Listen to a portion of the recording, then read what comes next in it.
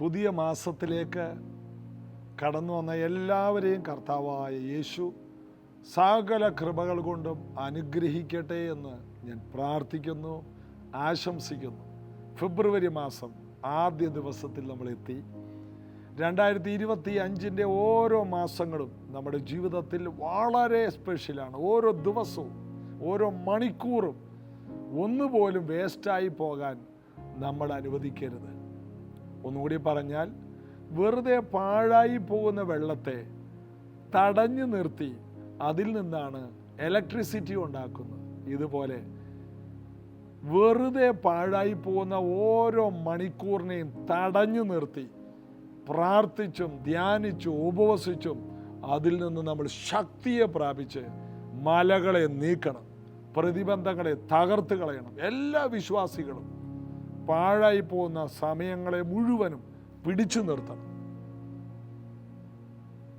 ശക്തിയെ നമുക്കുണ്ടാക്കിയെടുക്കാൻ കഴിയും. കർത്താവ് അതിനുള്ള കൃപ നമുക്ക് നൽകും.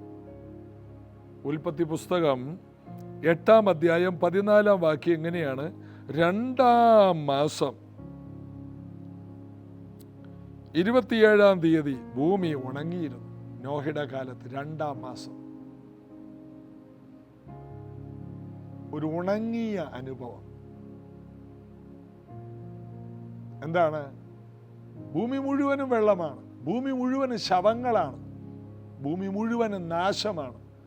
ഇനി ഒരിക്കലും ഈ ഭൂമി പഴയതുപോലെ കാണുമോ എന്ന് എല്ലാവർക്കും ഒരു സംശയമുണ്ട്. നോഹയ്ക്കുണ്ട്, ഭാര്യയ്ക്കുണ്ട്, മക്കൾക്കുണ്ട്, മരുമക്കൾക്കുണ്ട്, 8 പേർക്കുമുണ്ട്. ഇനി പഴയത് കാണാൻ കഴിയുമോ?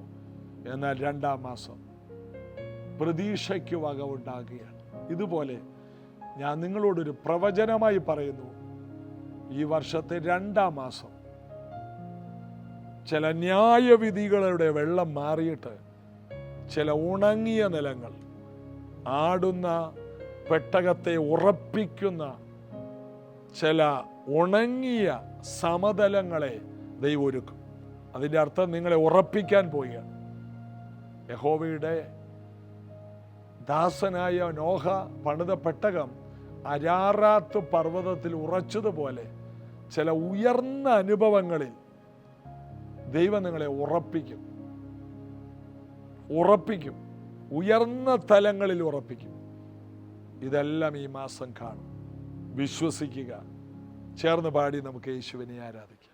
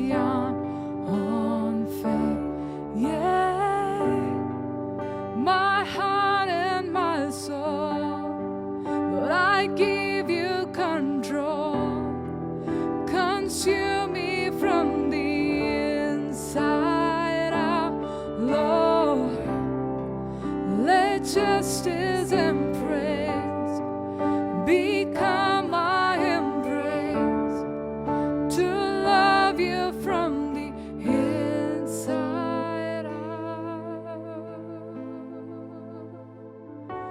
You will above all us, my purpose remains, the art of losing myself in bringing you praise everlasting.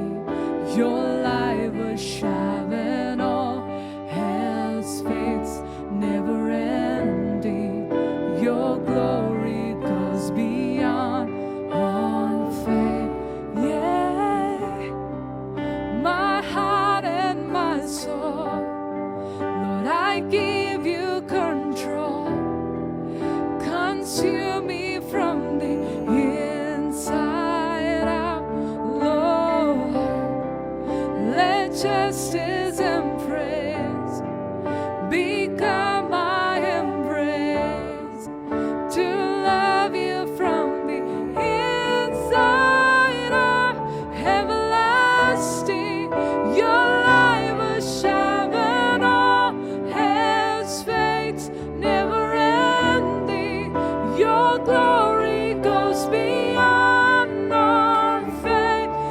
And the cry of my heart is to bring your praise from the inside of my soul.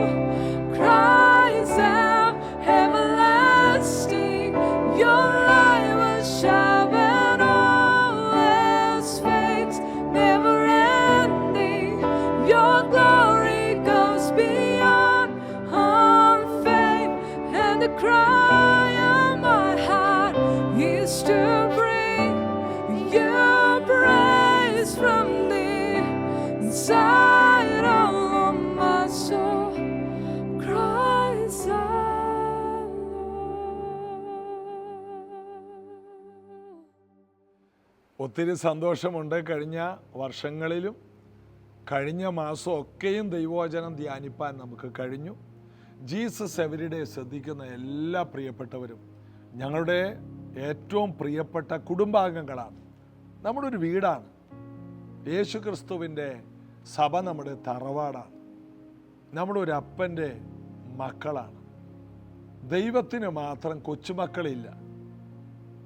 ഇത് ശ്രദ്ധിക്കുന്ന പലർക്കും മക്കളും കൊച്ചുമക്കളും ഉണ്ട്. എന്നാൽ ദൈവത്തിന് മാത്രം മക്കളേ ഉള്ളൂ, കൊച്ചുമക്കളില്ല. കാരണം കൊച്ചുമക്കൾക്ക് കളിപ്പാട്ടം എല്ലാം മേടിച്ചു കൊടുക്കും, അവകാശം അപ്പന്മാർ കൊടുക്കില്ല. മക്കൾക്കാണ് ഓഹരി കൊടുക്കുന്നത്. എല്ലാ വീട്ടിലും നോക്കിയോ, കൊച്ചുമക്കൾക്ക് ഓഹരി കൊടുത്താൽ വിവരം അറിയും. മക്കൾക്കാണ് ഓഹരി. കൊച്ചുമക്കൾക്ക് അപ്പൂപ്പൻ എന്തെങ്കിലുമൊക്കെ ലഡു ജിലേബിയൊക്കെ മേടിച്ചു കൊടുക്കലേ ഉള്ളൂ. 2 കളിപ്പാട്ടം മേടിച്ചു കൊടുക്കും. പിന്നെ അവരെ തല്ലല്ലേ, അവരെ അങ്ങനെ നോക്കി എടുത്തുകൊണ്ട് നടക്കും, കളിപ്പിക്കൽ, അത്രയേ ഉള്ളൂ. ചുമ്മാ കളിപ്പീര് പരിപാടിയാണ്. എന്നാൽ മക്കളങ്ങനെയല്ല, അവരവകാശികളാണ്. ദൈവത്തിൻ്റെ എല്ലാ അവകാശവും നമുക്കുള്ളതാണ്. അപ്പം ദൈവത്തിന് കൊച്ചുമക്കളില്ല, മക്കൾ മാത്രമേ ഉള്ളൂ. അതുകൊണ്ടാണ് നമ്മൾ വായിക്കുന്ന, അവനെ കൈക്കൊണ്ട് അവൻ്റെ നാമത്തിൽ വിശ്വസിക്കുന്ന ഏവർക്കും ദൈവ മക്കളാകാൻ അവൻ അധികാരം കൊടുത്തു. ഇതെല്ലാം കേൾക്കുമ്പോൾ നമ്മുടെ ഉള്ളിൽ വലിയ സന്തോഷമുണ്ടാകണം. എല്ലാ രാജ്യങ്ങളിലുള്ളവരും ഇത് കാണുകയും എന്നെ വിളിക്കുകയും ചെയ്യുമ്പോൾ വളരെ സന്തോഷമുണ്ട്. ഫ്ലോറിഡയിൽ നിന്ന് സ്ഥിരമായിട്ട് വിളിക്കുകയും സംശയങ്ങൾ ചോദിക്കുകയും ചെയ്യുന്ന ഒരു മോളുണ്ട്. വിളിച്ചാൽ കിട്ടാറില്ല, എന്നാൽ സംശയങ്ങൾ പറ്റുന്നത്രയും മറുപടി കൊടുക്കുന്നുണ്ട്. കഴിഞ്ഞ വർഷത്തേക്കാൾ ഈ വർഷം ചോദ്യങ്ങൾ ചോദിക്കുന്നവർക്ക്, ന്യായമായ ചോദ്യങ്ങൾക്ക് മറുപടി കൊടുക്കണമെന്ന് ആഗ്രഹിക്കുന്നു. ചിലർ ചോദിക്കാറുണ്ട്, ഈ പാട്ട് പാടുന്ന പെൺപിള്ളേരെന്താണ് ആ കളറുള്ള ഉടുപ്പിട്ടേക്കുന്നത്, പാസ്റ്റർ എന്താണ് വെള്ളയിടാത്തത്? ഇതിനൊന്നും മറുപടിയില്ല. ഇതൊക്കെ ഓരോരുത്തർ മേടിച്ചു തരുന്നതും കർത്താവ് തരുന്നതാണ്. കാരണം കർത്താവ് വെള്ള മാത്രമല്ല സൃഷ്ടിച്ചത്, കളറുകളെല്ലാം ഉണ്ടാക്കിയത് കർത്താവാണ്. ചുമപ്പുണ്ടാക്കിയതും പച്ചയുണ്ടാക്കിയതും മഞ്ഞയുണ്ടാക്കിയതും മയിലുകൾക്ക് നല്ല കളറുള്ള മയിൽപ്പീലി ഉണ്ടാക്കിയതും എല്ലാം യേശുവാണ്. അപ്പോൾ വെള്ള മാത്രം യേശുവും കളറുകളെല്ലാം പിശാചും ഉണ്ടാക്കിയെന്ന് പറഞ്ഞ് പിശാചിന് മഹത്വം കൊടുക്കരുത്. നമുക്ക് എല്ലാ കളറും ഇടാം. എല്ലാ പാരമ്പര്യങ്ങളെയും നമ്മൾ അത് ചെയ്യുന്നവർ ചെയ്യട്ടെ, നമ്മൾ ആരെയും വിമർശിക്കേണ്ട. വെള്ള ഇട്ടോട്ടെ. വെള്ള ഇടുകയോ വെള്ള ചെരുപ്പിടുകയോ വെള്ള ക്യൂടെക്സ് ഇടുകയോ ഇതൊന്നും നമ്മുടെ വിഷയമല്ല. നമ്മളിതൊന്നും ശ്രദ്ധിക്കുന്നുമില്ല. നമ്മൾ നോക്കുന്നത് അകമേ യഹൂദനായവൻ അവൻ പുറമേ യഹൂദനായിരിക്കും. സാക്ഷാൽ യഹൂദൻ. ദൈവവചനം നമ്മുടെ അകത്ത് മാറ്റം വരുത്തിയാൽ നമ്മുടെ ജീവിതത്തിലും എല്ലാറ്റിലും മാറ്റങ്ങൾ വരുത്തും. എല്ലാ മാറ്റങ്ങളും ഉണ്ടാകും. ആദ്യം നടക്കേണ്ട അകത്താണ്. പുറമേ വരുത്തുന്ന വ്യത്യാസം കൊണ്ട് അകമേ വ്യത്യാസം വരണമെന്നില്ല. എന്നാൽ അകമേ വരുത്തുന്ന വ്യത്യാസങ്ങൾ, ദൈവവചനവും പരിശുദ്ധാത്മാവും വരുത്തുന്ന വ്യത്യാസം പുറമേ ഉണ്ടാകും. അങ്ങനെ വരുമ്പോൾ ചിലർക്ക് ആഭരണം ഊരാൻ തോന്നും, ഊരിക്കൊള്ളണം. വെള്ള മാത്രം ഇടാൻ തോന്നും. ഇതൊരു ട്രഡീഷനായി കൊണ്ടുപോകരുത്. ഞങ്ങളുടെ അപ്പച്ചൻ അങ്ങനെയായിരുന്നു, ഞങ്ങളുടെ വല്യപ്പച്ചൻ എങ്ങനെയായിരുന്നു, ഞങ്ങളും അങ്ങനെയാണ്. അതിൻ്റെ പേര് പാരമ്പര്യമാണ്. ദൈവം പറഞ്ഞിട്ടാണോ? ദൈവം പറഞ്ഞിട്ടാണെങ്കിൽ ചെരുപ്പിടാതെ നടന്ന നമ്മുടെ പിതാക്കന്മാരെ പോലെ ചെരുപ്പിടാതെ നടക്കണം. ചെരുപ്പിടാതെ നടക്കുന്ന ദൈവദാസന്മാരെ എനിക്കറിയാം. വിശുദ്ധന്മാരായിരുന്നു അവർ ബഹുമാനമാണ് എനിക്ക്. കാരണം അവർ ദൈവം പറഞ്ഞിട്ടാണ് അത് ചെയ്യുന്നത്. നേരിട്ട് ദൈവത്തിൽ നിന്ന് കേട്ടിട്ട് നമുക്കതെല്ലാം ചെയ്യാം. അപ്പം ഇങ്ങനെയുള്ള ചോദ്യക്കാർക്ക് ഉള്ള മറുപടി നേരത്തെ തന്നു. അതുകൊണ്ട് അതൊന്നും ചോദിക്കാതെ ആത്മീയമായിട്ട് വളരാനുള്ള ചോദ്യങ്ങളെല്ലാം നിങ്ങൾ ചോദിക്കണം. 1 മിനിറ്റിൽ താഴെ വാട്സാപ്പിൽ അല്ലെങ്കിൽ ഒരു ടെക്സ്റ്റ് മെസ്സേജ്. ആത്മീയമായിട്ട് എങ്ങനെ വളരാം, എങ്ങനെ കൃപാവരങ്ങൾ പ്രാപിക്കാം, എങ്ങനെ പ്രാർത്ഥിക്കാം, ബൈബിൾ എങ്ങനെ പഠിക്കാം, അറിയാവുന്നത് പറഞ്ഞുതരാം. ഏത് ചോദ്യത്തിനും മറുപടിയുണ്ട്. ചിലതിന് അറിയില്ല എന്ന മറുപടി ആയിരിക്കും, കാരണം അറിയില്ലല്ലോ. എല്ലാം വ്യക്തമായിട്ട് കർത്താവിൽ നിന്ന് നമുക്ക് പ്രാപിക്കാനും കഴിയും. കർത്താവ് അനുഗ്രഹിക്കട്ടെ. യോഹന്നാൻ 17:18 വാക്യം, പിതാവേ, നീ എന്നെ ലോകത്തിലേക്ക് അയച്ചതുപോലെ ഞാൻ അവരെയും ലോകത്തിലേക്ക് അയച്ചിരിക്കുന്നു. ലോകമെന്ന് പറഞ്ഞാൽ പാപത്തിൻ്റെ, ഭൂമിയിലേക്കെന്നല്ല പറയുന്നത്. ഭൂമി എന്ന് പറയുന്നത് ഒരു സ്ഥലമാണ്. ലോകമെന്ന് പറയുന്നത് പാപികളുടെ സമൂഹമാണ്.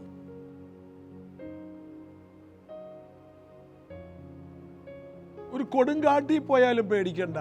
പാവപ്പെട്ട സിംഹങ്ങൾ, അവർക്ക് വിശന്നാ പിടിച്ച് തിന്നുവെന്നേ ഉള്ളൂ. ഒരു വൈരാഗ്യം കൊണ്ടൊന്നുമല്ല.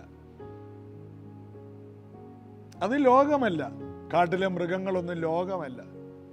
അത് സാധുക്കൾ. അതിനോട് വിശന്നപ്പോൾ ദൈവം തന്നെ പറഞ്ഞിട്ടുണ്ട് മാനെ പിടിച്ച് തിന്നോളാൻ. നിങ്ങൾ അനിമൽ പ്ലാനറ്റും അങ്ങനെയുള്ള ചാനലുകൾ കണ്ടിട്ടുണ്ടോ? എനിക്ക് ഭയങ്കര ഇഷ്ടം. അത് ഞാൻ കണ്ടിട്ടുണ്ട്. ഇപ്പം നേരമില്ല കാണാൻ. അതിനകത്ത് എന്തെങ്കിലും കാണുകയാണെങ്കിൽ കണ്ടുകൊണ്ടിരിക്കും.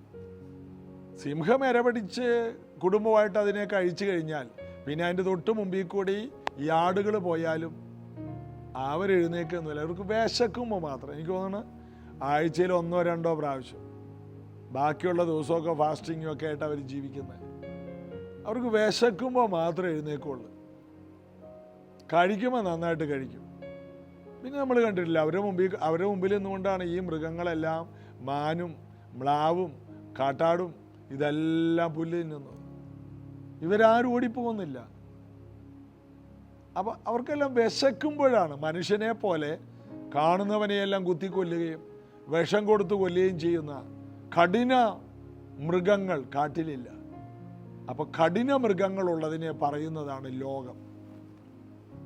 പാപം ചെയ്ത മനുഷ്യർ, ആ മനുഷ്യ സമൂഹത്തെ വിളിക്കുന്ന പേരാണ് ലോകം.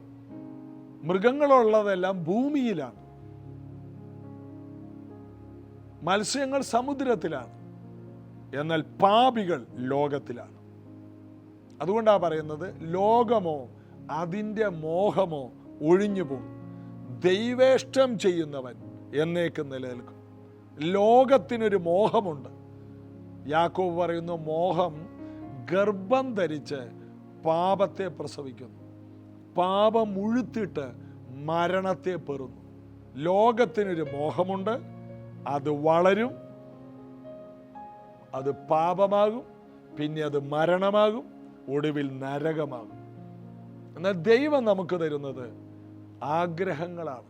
ഇച്ഛിക്കുക എന്നതും പ്രവർത്തിക്കുക എന്നതും ദൈവമാണ് നമ്മുടെ ഉള്ളിൽ തരുന്നത്. ആഗ്രഹം, പ്രാർത്ഥിക്കാനുള്ള ആഗ്രഹം, ബൈബിൾ വായിക്കാനുള്ള ആഗ്രഹം. സങ്കടമുണ്ട് പലരും. ബൈബിൾ വായിച്ചോ? ഇല്ല. പ്രാർത്ഥിക്കാറുണ്ടോ? കുറച്ച്. കാരണം പരിശുദ്ധാത്മാവിൽ നിന്ന് നാം മാറുമ്പോൾ, പരിശുദ്ധാത്മാവിൻ്റെ പ്രവൃത്തി നമ്മിൽ കുറയുമ്പോൾ പ്രാർത്ഥന കുറയും, വായന കുറയും, മെഡിറ്റേഷൻ കുറയും, ഒരു സ്ഥലത്ത് മാറിയിരിക്കുന്ന അനുഭവങ്ങൾ കുറയും, ദൈവസ്നേഹം കുറയും, തീഷ്ണത കുറയും, ആലയത്തെക്കുറിച്ചുള്ള എരിവ് കുറയും, ദൈവത്തോടും ദൈവസഭയോടുള്ള സ്നേഹം കുറയും. അപ്പോൾ ഇത് കുറഞ്ഞു പോകാൻ ഒരിക്കലിടയാകരുത്. ദൈവത്തിൻ്റെ ആത്മാവ് നമ്മിലൊന്ന് ക്രിയ ചെയ്യാൻ ഇടയാകണം. അതുകൊണ്ട് വേഗത്തിൽ ഈ അപ്പൻ്റെ വീട്ടിലോട്ട് മടങ്ങി വരണം. ഈ അപ്പൻ്റെ വീട്ടിൽ എത്രയോ പേർ ഭക്ഷണം കഴിച്ച് തൃപ്തരാകുന്നു. അതുകൊണ്ട് ഞാൻ എൻ്റെ അപ്പൻ്റെ വീട്ടിലേക്ക് വരുമെന്ന് ആ മുടിയൻ പുത്രൻ പറഞ്ഞതുപോലെ ഓടി അപ്പൻ്റെ വീട്ടിലോട്ട് വാ, നടന്നു വാ. അപ്പൻ ഓടി വന്ന് കെട്ടിപ്പിടിക്കും. മേത്തരമായ അങ്കിയുമായിട്ട് കാത്തിരിക്കുകയാണ്. വാ, കഴിഞ്ഞ വർഷങ്ങളെക്കാൾ ഉപരി ഈ ദൈവത്തോട് കൂടുതൽ അടുക്കാൻ ഈ ഫെബ്രുവരി മാസത്തിൽ ദൈവം നമുക്ക് കൃപ തരട്ടെ. നമ്മൾ വായിച്ചത് 18 നീ എന്നെ ലോകത്തിലേക്ക് അയച്ചതുപോലെ. പാമ്പുകളുടെയും തേളുകളുടെ ഇടയിലോട്ട് നിങ്ങളെ വിടുകയാണ്. എന്നാൽ അതിനെ ചവിട്ടുവാൻ ഞാൻ നിങ്ങൾക്ക് അധികാരം തരും. വിഷം ചീറ്റുന്നവരുണ്ട്, ചിരിച്ചുകൊണ്ട് പുറകെ കുത്തുന്ന തേള് ഫ്രണ്ടിൽ കൂടി ഇങ്ങനെ കാണിക്കും. എന്തൊക്കെയുണ്ടാ ചായ, സുഖമായിരിക്കുന്നു, അമ്മാമ്മ എന്നാ പറയുന്നു, പിള്ളേരൊക്കെ പുറകെ കൂടി ഒരു കുത്തുകുത്തും, അറിയാത്തൊരു കുത്തുകുത്തും. അതാണ് തേള്. പാമ്പ് പിന്നെയും കുഴപ്പമില്ല, നേരെ കൊത്തുള്ളൂ. അത് പിന്നെ നേരെ കൊത്തുള്ളൂ എന്നറിയാം, പുറകെ കൂടിയുള്ള പരിപാടിയില്ല. അപ്പം പാമ്പും തേളുമുള്ള ലോകത്തിലോട്ട് ദൈവം നമ്മളെ അയക്കുന്നു. യേശു മറ്റൊരിടത്ത് പറഞ്ഞു, ചെന്നായ്ക്കളുടെ നടുവിൽ ഞാൻ നിങ്ങളെ കുഞ്ഞാടുകളെ പോലെ വിടും. അതുകൊണ്ട് നിങ്ങൾ പാമ്പിനെ പോലെ ബുദ്ധിയുള്ളവരായിരിക്കണം. പാമ്പിൻ്റെ വിഷം ഉണ്ടാകരുത്. പാമ്പിന് ഭയങ്കര ബുദ്ധിയാണ്. എവിടെ പതുങ്ങി നിൽക്കണം, എവിടെ മാറിപ്പോകണം, എവിടെ നോടിപ്പോകണം, എവിടെ കയറണം, എവിടെ കയറരുത്. പാമ്പിന് ഭയങ്കര ബുദ്ധിയാണ്. അതുകൊണ്ട് ചെകുത്താനും പാമ്പിനെയാണ് ഉപയോഗിച്ചത്. കാരണം അത്രയും ബുദ്ധിയുള്ള ആരുമില്ല. സകല ജീവികളിലും പാമ്പ് കൗശലമേറിയതാണെന്നാണ്. അപ്പൊ പാമ്പിന്റെ കഴിവുകളെ പിശാചെടുത്തു. കൗശലം ഭയങ്കരമാണ്. അപ്പൊ പാമ്പിന്റെ കൗശലം ഉപയോഗിച്ച് പിശാച് മുതലെടുത്തു. അതുകൊണ്ട് നിങ്ങളും പാമ്പിന്റെ ബുദ്ധി ഉപയോഗിക്കണം. എന്നാൽ പാമ്പിന്റെ സ്വഭാവം ഉപയോഗിക്കരുത്. പ്രാവിനെ പോലെ നിഷ്കളങ്കരായിരിക്കണം. ചെന്നായ്ക്കളെ നടുവിലോട്ടാണ് പോകുന്നത്, കുഞ്ഞാടിനെ പോലെയാണ് വിടുന്നത്. പാമ്പിന്റെ ബുദ്ധിയും പ്രാവിന്റെ നിഷ്കളങ്കതയും. യേശു എന്തെല്ലാം കാര്യമാണ് പറഞ്ഞത്. കുഞ്ഞാടുകളുടെ നടുവിൽ ചെന്നായ്ക്കളെ പോലെ പോകാൻ പറഞ്ഞില്ല. ഇത് പലരും അതാ ചെയ്യുന്നത്. പല സഭകളും ചിതറിപ്പോയത് അത് കുഞ്ഞാടുകളായിരുന്നു. ചില ചെന്നായ്കൾ വന്നു, ആട്ടിൻകൂട്ടത്തെ ആദരിക്കാത്ത കൊടിയ ചെന്നായ്ക്കൾ. പൗലോസ് പറഞ്ഞു, ഞാൻ പോയ ശേഷം ആട്ടിൻകൂട്ടത്തിൽ ചെന്നായ കയറും, നിങ്ങൾ സൂക്ഷിക്കണം.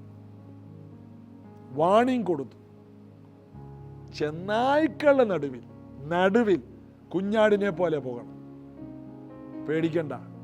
പാമ്പിന്റെ ബുദ്ധിയുണ്ടെങ്കിൽ, പ്രാവിന്റെ നിഷ്കളങ്കതയുണ്ടെങ്കിൽ ഈ ചെന്നായ നിങ്ങളെ തൊടില്ല. പാമ്പിന്റെ ബുദ്ധിയും പ്രാവിന്റെ നിഷ്കളങ്കതയും ഉണ്ടെങ്കിൽ നിങ്ങൾ ശക്തരായി മാറും.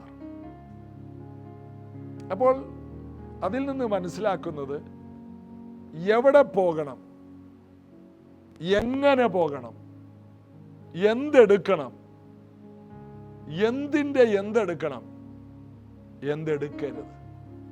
ഈ ലോകത്തിൽ ജീവിക്കുമ്പോൾ ചിലതെടുക്കണം, ചിലത് റിജക്റ്റ് ചെയ്യണം. ഇത് ഗൗരവമേറിയൊരു ചിന്താ വിഷയമാണ്. നമ്മുടെ കുറച്ച് സമയം കൊണ്ട് ഇത് വിവരിക്കാൻ കഴിയില്ല. ചിലതെടുക്കണം, ചിലതെടുക്കരുത്. ഇപ്പൊ സിനിമാ ലോകത്തിന്റെ മുമ്പിൽ ടെക്നോളജി ഉണ്ട്, മീഡിയയുടെ ഹൈ ടെക്നോളജി ഉണ്ട്. മീഡിയ എടുക്കണം, എന്നാൽ സിനിമാ ലോകത്തിന്റെ പാപം എടുക്കരുത്. പാമ്പിന്റെ ബുദ്ധി എടുക്കണം, അതിൻ്റെ സ്വഭാവം എടുക്കരുത്. പ്രാവിന്റെ ബുദ്ധി എടുക്കരുത്, അതിൻ്റെ നിഷ്കളങ്കത എടുക്കണം. മനുഷ്യരുടെ ജ്ഞാനം നമുക്ക് എടുക്കണം, എന്നാൽ മനുഷ്യരുടെ ആ അഴിഞ്ഞാട്ടം നമ്മൾ എടുക്കരുത്. ദൈവമക്കളുടെ ശക്തി എടുക്കണം, എന്നാൽ എല്ലാ ദൈവമക്കളുടെയും സ്വഭാവം എടുക്കരുത്. യേശുവിനെ മാത്രമേ എല്ലാറ്റിലും നോക്കാൻ കഴിയൂ. ബാക്കിയുള്ളവരിൽ നിന്നൊക്കെ അതെടുക്കണം, ഇതെടുക്കണം, ഇതെടുക്കരുത്, മറ്റേതെടുക്കരുത്. ഇതാണ് ഈ ലോകത്തിൽ ജീവിക്കുമ്പോൾ നമുക്ക് ഏറ്റവും കൂടുതൽ വേണ്ടത് വിവേചനമാണ്. എവിടെ പോകണം, എവിടെ നിൽക്കണം, എങ്ങനെ നിൽക്കണം, എന്തെടുക്കണം, എന്ത് തള്ളിക്കളയണം, സകലതും ശോധന ചെയ്യണം, നല്ലത് മുറുകെ പിടിക്കണം. പാമ്പിന്റെ ബുദ്ധി നല്ലതാണ്, പ്രാവിൻ്റെ നിഷ്കളങ്കത നല്ലതാണ്. പാമ്പിൻ്റെ നിഷ്കളങ്കത എടുത്ത് എങ്ങനെ ഉണ്ടാവും? ആ പാർട്ടിക്ക് അതില്ല. പ്രാവിൻ്റെ ബുദ്ധി എടുത്താലോ തീർന്നു. അങ്ങോട്ടും ഇങ്ങോട്ടും ഒന്ന് തിരിഞ്ഞുപോയി, പൊളിഞ്ഞു പരിപാടി. പലരുടെയും കണക്കൂട്ടിൽ തെറ്റുന്ന ഇങ്ങനെയാണ്. ഞാൻ വർഷങ്ങൾ ബാംഗ്ലൂരായിരുന്നു. ഈ ബാംഗ്ലൂർ ഈ കോവർ കഴുത എന്ന് പറഞ്ഞൊരു സാധനമുണ്ട്. കുതിര പോലെ ഇരിക്കും, കഴുത പോലെ ഏകദേശം ഇരിക്കും. കുതിരയുടെ വലിപ്പവും കഴുതയുടെ ബുദ്ധിയുമാണ്. കുതിരയെയും കഴുതയെയും തമ്മിൽ ക്രോസ് ചെയ്യിപ്പിച്ചതാണ്. ക്രോസ് ചെയ്യിപ്പിച്ചപ്പോൾ ഇത് ചെയ്യിച്ചവർക്കൊരു ബുദ്ധിയുണ്ടായി. എന്താണ്? കുതിരയുടെ ശക്തിയും കഴുതയുടെ ഭാരം ചുമക്കാനുള്ള മനോഭാവവും, ഇത് രണ്ടും കൂടി ചേർന്നാൽ ഒരു പുതിയ ജീവി ഉണ്ടാകും. അപ്പം രണ്ട് ജീവികളെ തമ്മിൽ ക്രോസ് ചെയ്യിപ്പിക്കരുതെന്ന് ന്യായപ്രമാണത്തിൽ പറയുന്നുണ്ട്. അവരത് ചെയ്തു. രണ്ട് മൃഗത്തെ ഒരു നുകത്തിൽ കെട്ടാൻ പാടില്ല, കാളയും കഴുതയും. അവരത് ചെയ്തു. എന്തു പറ്റി? കുതിരയുടെ ശക്തിയും കഴുതയുടെ ആറ്റിറ്റ്യൂഡും, ഭാരം ചുമക്കാനുള്ള മനോഭാവവും, കുതിരയുടെ വേഗതയും കഴുതയുടെ ആ മനോഭാവവും, ഇത് രണ്ടുമാണ് പ്രതീക്ഷിച്ചത്. ഇത് രണ്ടും ഇല്ലാത്തൊരു ജീവിയാണ് കോവർ കഴുത. ഭാരവും ചുമക്കൂല്ല, കുതിരയെ പോലെ വേഗതയില്ല. ഇത് രണ്ടും ഇല്ലാത്തൊരു സാധനം. ഇതെന്തൊരു പാടാണ്. കാരണം നല്ലത് രണ്ടും ഔട്ടായിപ്പോയി. ഞാനിങ്ങനെ ഒരു കഥ കേട്ടിട്ടുണ്ട്. ആൽബർട്ട് ഐൻസ്റ്റീൻ വലിയ ബുദ്ധിയുള്ള മനുഷ്യനല്ലേ. അദ്ദേഹത്തിൻ്റെ അടുത്ത് ഒരു സിനിമാ നടി ചെന്നിട്ട് പറഞ്ഞെന്നാ പറയുന്നത്. കഥയാണ്, നിങ്ങളത് റിസർച്ചൊക്കെ ചെയ്ത് നോക്കിയിട്ട് എന്നെ ഒന്നും പറയരുത്. ആൽബർട്ട് ഐൻസ്റ്റീൻ എന്ന ബുദ്ധിജീവിയുടെ അടുത്ത് സിനിമാ നടി വന്നിട്ട് പറഞ്ഞു, നമുക്ക് രണ്ടുപേർക്കും കല്യാണം കഴിക്കാം. എൻ്റെ സൗന്ദര്യവും നിങ്ങളുടെ ബുദ്ധിയും കൂടി ഉണ്ടെങ്കിൽ ലോകത്തിലെ ഏറ്റവും വലിയൊരു അത്ഭുതമായിട്ട് മാറും. അദ്ദേഹം പറഞ്ഞു, അത് വേണ്ട. അഥവാ മാറിപ്പോയാലോ? നിൻ്റെ ബുദ്ധിയും എൻ്റെ സൗന്ദര്യമാണെങ്കിൽ ഇതുപോലെ വൃത്തികെട്ട ജീവി ഭൂമിയിലുണ്ടാവില്ല. അതുകൊണ്ട് നമുക്ക് കല്യാണം കഴിക്കണ്ട എന്ന് പറഞ്ഞതുപോലെ എന്തെടുക്കണം, എന്ത് കളയണം, ഇതിൻ്റെ പേരാണ് വിവേചനം. മുറുകെ പിടിക്കേണ്ടത്, ഈ പുതിയ മാസം മുറുകെ പിടിക്കേണ്ടത് എന്താണ്?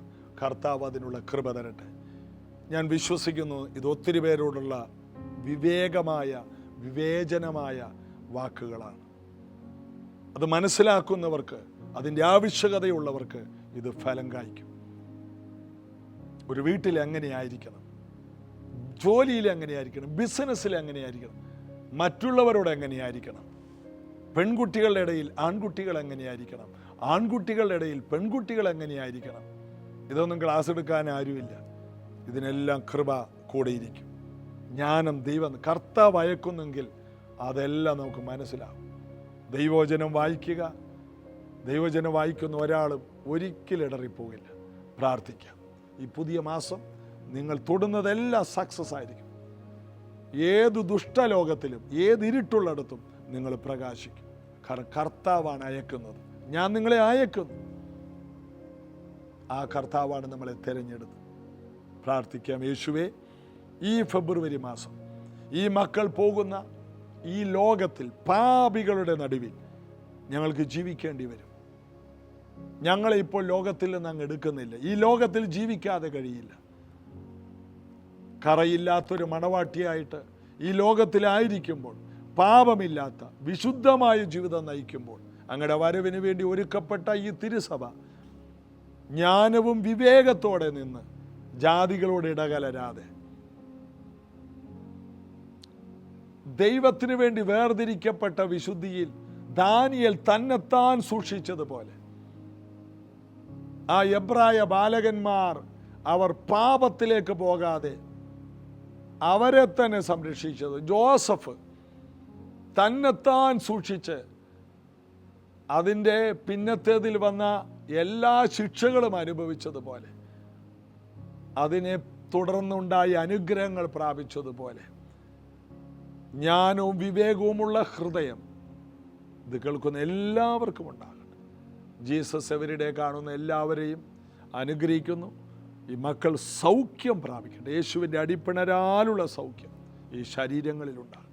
മനസ്സ് സൗഖ്യമാണ്. പരിശുദ്ധാത്മാവിൻ്റെ നിറവുണ്ടാകും. സാമ്പത്തിക ഉറവകളെല്ലാം ഇസഹാക്ക് വിതച്ചപ്പോൾ 100 മേനി വിളവുണ്ടായതുപോലെ വലിയ വിളവുകൾ, സമൃദ്ധി, പുതിയ വാതിലുകൾ എല്ലാം തുറന്നു വരട്ടെ. കുഞ്ഞുങ്ങൾക്ക് വലിയ ഭാവി ഉണ്ടാകും. വിവാഹവാതിലുകൾ തുറക്കട്ടെ. തലമുറകൾ ജനിക്കട്ടെ. അനുഗ്രഹിക്കും. ഈ മാസത്തെ അനുഗ്രഹിക്കും. ഈ മക്കളെ അനുഗ്രഹിക്കും.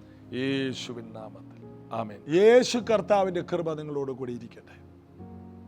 കഴിഞ്ഞ ദിവസങ്ങളിൽ പറഞ്ഞ പരസ്യം പോലെ തന്നെ നാളെ രാവിലെ 8 മണിക്ക് പ്രൈസ് ജനറേഷൻ ആലപ്പുഴയിൽ വെച്ച് രാവിലെ 8 മണിക്ക് ഡോക്ടർ PG വർഗീസ് എന്ന കർത്താവിൽ പ്രസിദ്ധനായ ദൈവദാസൻ കുടുംബമായി ശുശ്രൂഷ ചെയ്യുന്നു. എല്ലാവരെയും മീറ്റിങ്ങിലേക്ക് ഞാൻ സ്വാഗതം ചെയ്യുന്നു. കടന്നു വരിക. മറ്റ് ജില്ലകളിൽ നിന്ന് വരിക. ഈ വലിയ ആനന്ദം, അനുഗ്രഹിക്കപ്പെട്ട ആരാധനയും അനുഗ്രഹിക്കപ്പെട്ട ആത്മീക ശുശ്രൂഷയും ഈ പുതിയ മാസത്തിൽ ആരംഭത്തിൽ തന്നെ നമ്മുടെ ജീവിതത്തെ മാറ്റിമറിക്കുന്നതാക്കി മാറ്റും. കർത്താവ് അനുഗ്രഹിക്കട്ടെ. തമ്മിലോർത്ത് പ്രാർത്ഥിക്കാം. God bless you.